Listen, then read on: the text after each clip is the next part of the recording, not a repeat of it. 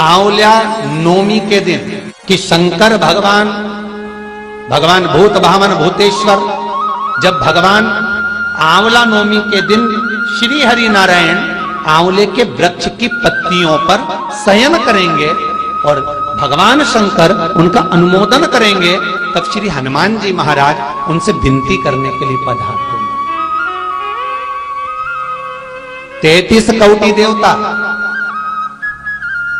भगवान विष्णु जब शयन से उठते हैं, देवसोनी एकादशी को जब भगवान उठेंगे नेत्र खोलेंगे तो प्रथम दर्शन भगवान विष्णु श्रीमद् भागवत कथा, स्कंद पुराण, पद्म पुराण, अग्नि पुराण, जितने भी पुराण उठाना चाहे सारी पुराणों को उठाकर देखना कि प्रथम वर्णन आपको मिलेगा कार्तिक महत्तम का कि भगवान नारायण सर्वप्रथम जब नेन खोलते हैं अपनी देव सोनी एकादशी से सोकर देव उठनी एकादशी पर जब उठते हैं तो भगवान नेत्र खोलकर सबसे पहले किसका दर्शन करते हैं?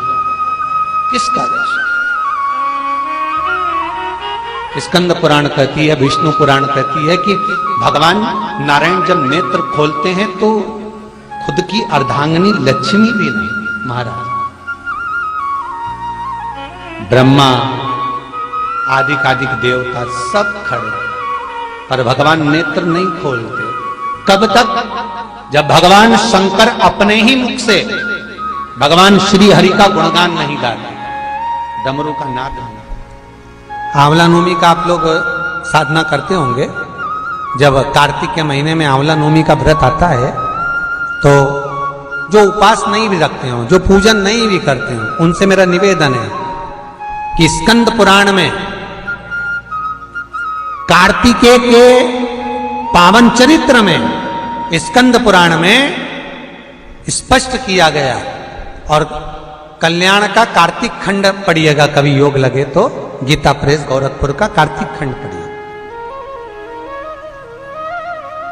आप पढ़ेंगे तो उसमें मिलेगा आपको कि आंवला नवमी के दिन आंवले के पेड़ के नीचे घी का दिया लगाकर मध्याह्न से पहले दोपहर के 12 बजे से पहले आंवले के पेड़ के नीचे आंवला नवमी के दिन कार्तिक के महीने में स्कंद पुराण कहती है जो घी का दिया लगाकर पूजन कर कर अपना पल्लू पसार कर आंवले के वृक्ष की डाली में से उस पे लगी हुई थोड़ी सी छाल को अपने अंगूठे और चीटी उंगली से अपने पल्लू में गिराकर ले जाकर लाल कपड़े में हल्दी के साथ अपनी तिजोरी में अलमारी में रख लेता है। उसके घर में कभी बरकत की कमी नहीं होती, उसके घर में कभी संपदा की कमी नहीं होती, उसके घर में धन वैभव सत्ता बढ़ती है। आंवला नवमी की कथा में एक प्रसंग आता है। आंवला नवमी का पूजन आपको करना आता है, व्रत करने वाली माताएं व्रत करती है, आंवले के पेड़ के नीचे जाकर पूजन करना, भोजन करना, आंवले का वृक्ष की छाया में बैठना, उस दिन किसी को अपशब्द ना कहना, आंवले की पूजन कर कर अपनी झोली को पसार कर चीटी उंगली और अंगूठे से आंवले की छाल को थोड़ा सा पल्लू में गिरा लेना, उस छाल को ले जाकर अपनी बरकत में, अपनी अलमारी में, अपनी तिजोरी में रख देना। यह आंवला नवमी की पूजन का विधान है संपदा के। एक बहुत अच्छा समय रात्रि के 9:15 का एक समय होता है। जिस व्यक्ति का रोग बीमारी समाप्त नहीं हो रही हो, हॉस्पिटल में पड़ा हुआ है, कोई बहुत भारी बीमारी में ग्रसित है, छूट ही नहीं पा रहा, तो रात्रि को 9:15 पर किसी भी दिन शंकर भगवान के शिवलिंग का, जो तुम्हारे घर में शंकर जी विराजमान हो उसका, या शंकर जी के मंदिर में जाकर शंकर जी का थोड़ा सा जल, उसमें थोड़ा सा आंवला पड़ा हुआ, मतलब आंवले के पानी से शंकर का अभिषेक पूजन कर लीजिए। उसका नाम लेकर कर लो जो रोग से ग्रसित हो। 1 दिन 2 दिन 3 दिन करोगे वो हॉस्पिटल से छुट्टी करके आ जाएगा, उसका रोग समाप्त हो। आंवले के वृक्ष के नीचे स्कंद पुराण में भी है, कार्तिक महीने में आंवला नवमी पर आंवले के वृक्ष के नीचे भोजन करने से संपदा बढ़ती है। इसलिए आंवला नवमी पर लोग आंवले के पेड़ की पूजन करने जाते हैं तो वहां गोट भी करते हैं। बोलो सही है कि गलत है?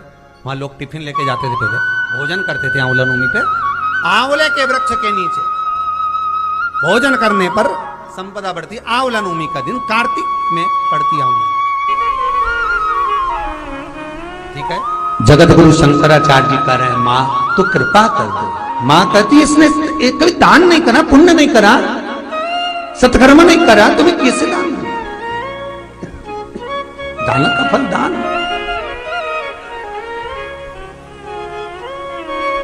कैसे दूं मैं? मां पूर्व में मान लो इसने जितने जन्म लिए उस जन्म में अगर कोई दान नहीं दिया तो आज आंवला नवमी के दिन आज तो दान दिया है। लक्ष्मी जी बोलती है जो अभी करेगा इसका फल तो बाद में मिलेगा। जगत गुरु शंकराचार्य जी कहते हैं मां मैं आपसे केवल इतना सा मांगना चाहता हूं, इस कली काल में आप मुझे वर दे दो कि एक दिन ऐसा हो आंवला नवमी का जिस दिन जो दिया जाता है उसका फल जीते जी ही मिल जाए। बस इतनी कृपा कर। जगत गुरु शंकराचार्य जी के शब्द देखिए। गौदान करा उसका फल बाद में मिलेगा, कुछ दान करा उसका फल बाद में, पर आंवला नवमी के दिन अगर आपने कुछ दान दिया है, आंवला नवमी के दिन अगर आपने दान किया है उसका फल जगत गुरु शंकराचार्य जी माता लक्ष्मी से कहते आज की आज मिलना चाहिए। उसका फल हमें इसी पृथ्वी पर रहते रहते इस साह शरीर में मिलना चाहिए।